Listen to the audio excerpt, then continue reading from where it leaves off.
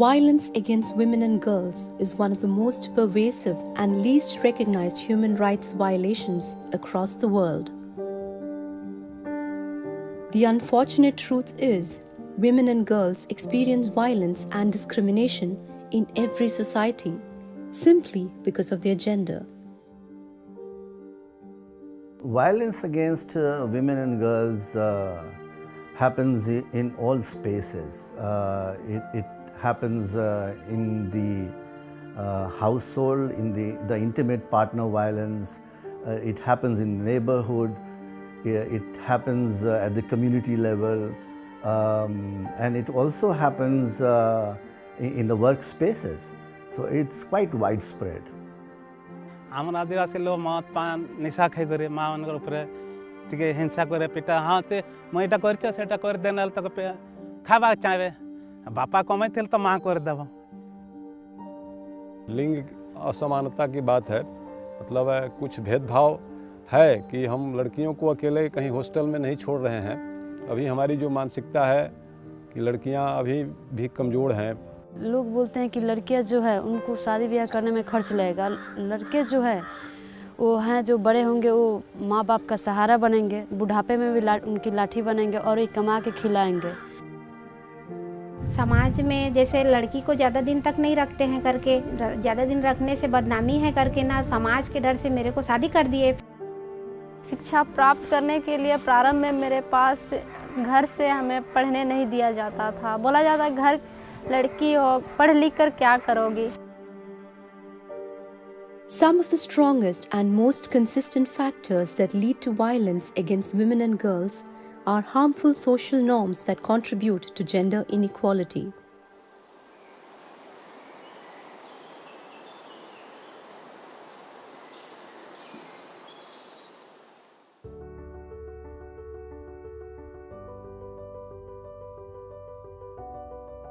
Oxfam India, through its Gender Justice Program, has been working towards ending violence against women and girls by challenging the social norms that perpetuate violence.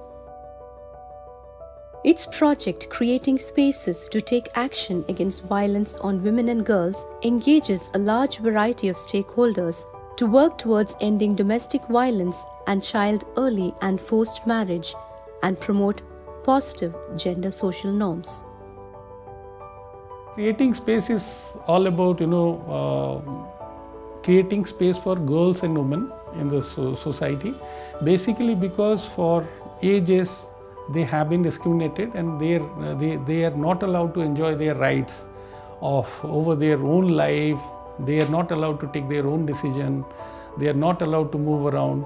So there is a very unequal, discriminatory world which is existing, and this particular project is trying to create a level field for women and girls and equality among the communities. So there are three key pillars of the Creating Spaces project: to support the survivors of the violence, to engage with the key community actors, to foster and promote positive social norms, and the third is to build the capacity and knowledge of alliances and other stakeholders. The first step was to form groups. 4 collectives were formed under the project, namely the youth, adolescent girls, adolescent boys, and women. The key motive of the meetings and mobilization was to understand the social norms which perpetuated violence against women and girls. Other forms of violence related to economic rights of women and girls, their mobility, choice and consent of girls in marriage, sexual and reproductive health rights, etc. were also addressed in the meetings. मैं इस कार्यक्रम में भाग लेता हूं और ये बहुत अच्छा लगता है हमको कि हमारे पंचायत में जो भी बाल विवाह, दहेज प्रथा या फिर घरेलू हिंसा के बारे में लोगों को बताया जाता है और मैं इससे काफ़ी खुश हूँ। CS प्रोजेक्ट में जब हम लोग जुड़े तब हम लोग को पता चला कि महिला और पुरुष बराबर है दोनों। लड़कियां भी बाहर जा सकती है, लड़कियां भी काम कर सकती है, लड़कियां भी पढ़ सकती है। जब तक उनकी राय ना हो तब तक उनकी शादी तय नहीं करनी चाहिए। इस संस्था से हमें बहुत अच्छी अच्छी सीखें मिली है, चूँकि इसमें बताया जाता है कि बाल विवाह नहीं करना चाहिए, बाल विवाह करने से क्या हमें दुष्परिणाम होते हैं, घरेलू हिंसा में क्या होती है, दहेज प्रथा क्या है, जेंडर क्या, इस सब के बारे में हमें कुछ पता नहीं था।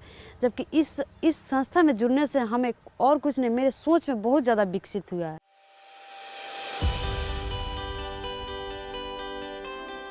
CS प्रोग्राम के अंतर्गत जो स्कोर कार्ड है, तो इसको हम भी मतलब देखे हैं लोगों के साथ में कि बाल विवाह या फिर घरेलू हिंसा या फिर लिंग असमानता के बारे में जो भी कुछ प्रश्न लिए जाते हैं, तो कहाँ तक उसमें प्रगति हुई है, कहाँ तक अभी होने चाहिए, कहाँ तक होगा, उसमें और क्या करने की ज़रूरत है, इसके बारे में भी हम लोग चर्चा करते हैं। The scorecard helped communities to identify and map instances of domestic violence and child marriage, assess awareness regarding the law, and take steps to challenge deep-set social norms. किसी भी लड़की का अगर बाल विवाह हो रहा है तो उसको अभी कुछ पता नहीं है कि वो क्या करे, कि मेरी उसकी मर्जी नहीं है शादी करने की, फिर भी वो पेरेंट्स के दबाव में करे। तो किशोरी युवतियों को इसलिए ग्रुप बनाया गया है कि उसको बाल विवाह से मुक्ति दिलाएंगे और उसको आज़ाद फील कराएंगे। मेरे माता पिता जब हमें शादी करने के लिए मजबूर कर रहे थे तो हमने उन्हें साफ मना कर दिया कि हम अभी पढ़ना चाहते हैं, आगे बढ़ना चाहते हैं, अभी शादी नहीं, ना ही हमारी उम्र हुई है शादी करने की। फिर भी नहीं मान रहे, तो फिर गांव की लड़कियां हैं, किशोरियां, वो साथ मिलकर बोले कि शादी नहीं करेंगे अभी। हमारे गांव में बाल विवाह, एक लड़की का विवाह हो रहा था, तो हमें पता चला, तो हम लोग उसके घर गए, उनके माता पिता को समझाए, लेकिन वो नहीं समझे। तो हमने पुलिस की मदद ली, पुलिस आई और उस लड़की का विवाह तुरंत रोक दिया गया। While the adolescent girls and youth were enthusiastic to be the catalyst of change, it was the women victims themselves who showed tremendous courage to come out and take charge of their lives. Thanks to the women support centers that are an integral component of the project. मान लीजिए हम लोग के परिवार में कोई महिला हिंसा हो रही है उसके ऊपर, तो हम लोग आवाज़ नहीं उठाते थे, उसको सुनते और चुपचाप रह जाते, क्या करें भाई, हम लोग क्या कर सकते, ऐसे करके चुप रह जाते थे। लेकिन जब से हम लोग निवेदिता फाउंडेशन दीदी जी से, सिप्रा दी से मिले, कामनी दी से मिले, उनके टीम के बारे में जाने, तो हम लोगों ने वहीं से आवाज़ उठाना शुरू कर दिया। अब नहीं चुप रहते, हम उसको मतलब बाहर निकालने की कोशिश करते, उस महिलाओं को बताते कि वो आपका पति ही क्यों न रहे, लेकिन आपके ऊपर अत्याचार नहीं कर सकता, ऐसा नियम है। The centers serve both as an advocacy initiative and a service provision, providing psychosocial counseling and facilitate linkage to different support services such as legal aid, shelter service, medical service, and livelihood services. This attitudinal shift can also be seen among the village leaders and religious heads in the villages, who are one of the key influencers in the project.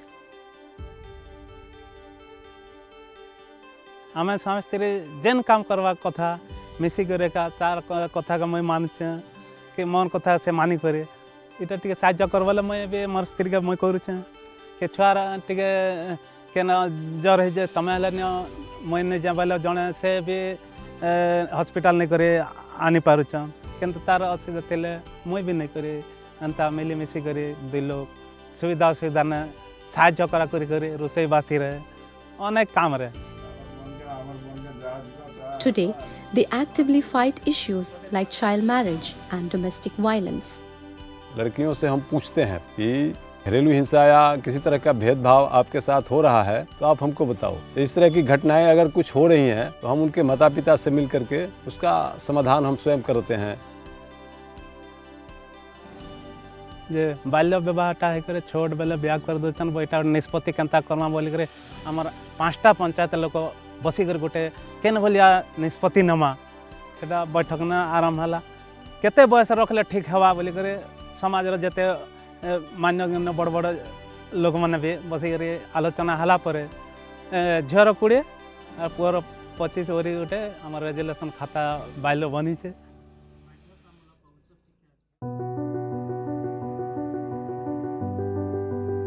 As a result of our working on creating spaces project, we have seen some real change on the ground. There is now a greater awareness about the violence against women. The women and girls have started accessing institutions. They have started seeking legal remedies. There is a greater understanding about the need for fostering positive social norms. And in the project areas, we see that there is a general decline in the levels of violence.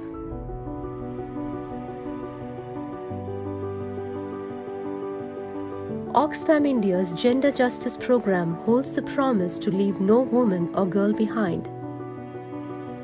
With the commitment and support of its various stakeholders, Creating Spaces project has the potential to offer meaningful solutions to ensure that violence is prevented and eliminated and women and girls live a life of dignity and liberty.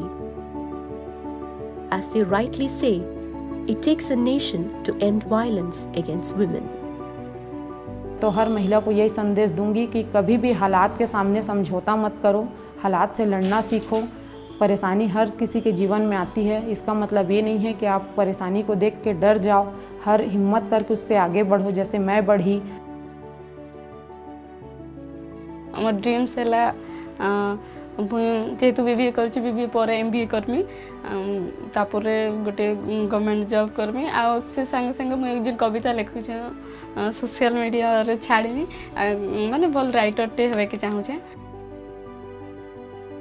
ମୁଁ ବହୁତ ଭାବନା ଅଛି ଯେ ଆମର ଗାଁ କି ଅନ୍ୟ ଯେ ମାଆ ମାନକେ ଯେତିକି ବାପ ମାନକେ ସେତିକି ସମାନ ଅଧିକାର ସମାନତା ମିଳିଲେ ଆର୍ খুব ভাল হেতা বলি কি আগে সে সমানতা দেখিকি লোক মানে সে গানে এন্তা চালছে বলে সেমানে भी মিলিমিশি কেনতা চালবে সেটা মুই কই করে चाहूँ। हम घर से निकल के अपने समुदाय में निकलते हैं तो लोग अपने आप में गर्व महसूस करते हैं कि उसने अपनी बहन को पढ़ाया था और वो आज अपने मुकाम पे खड़ी है, अपने पैरों पे खड़ी है, सक्सेसफुल है। और वो भी चाहते हैं कि हम भी अपने बच्चों को, अपनी बहन को ऐसे ही पढ़ाएंगे, अपनी लड़कियों को ऐसे ही पढ़ाएंगे कि वो भी कल अपने पैरों पे खड़ी हो जाए। मैं चाहती हूँ कि मैं पढ़ के कोई एक सिविल सर्विस करूँ, अपने साथ जितनी भी लड़कियाँ उन लड़कियों को आगे पढ़ने के लिए प्रेरित करूँ और मेरे जितने भी मोहल्ले में लड़के और लड़कियाँ उन सारी लड़कियों को भी ये भी बोलते हूँ कि तुम लोग भी आगे पढ़ो, तुम लोग भी कुछ करो, या कि हमारे गांव समाज का विकास हो।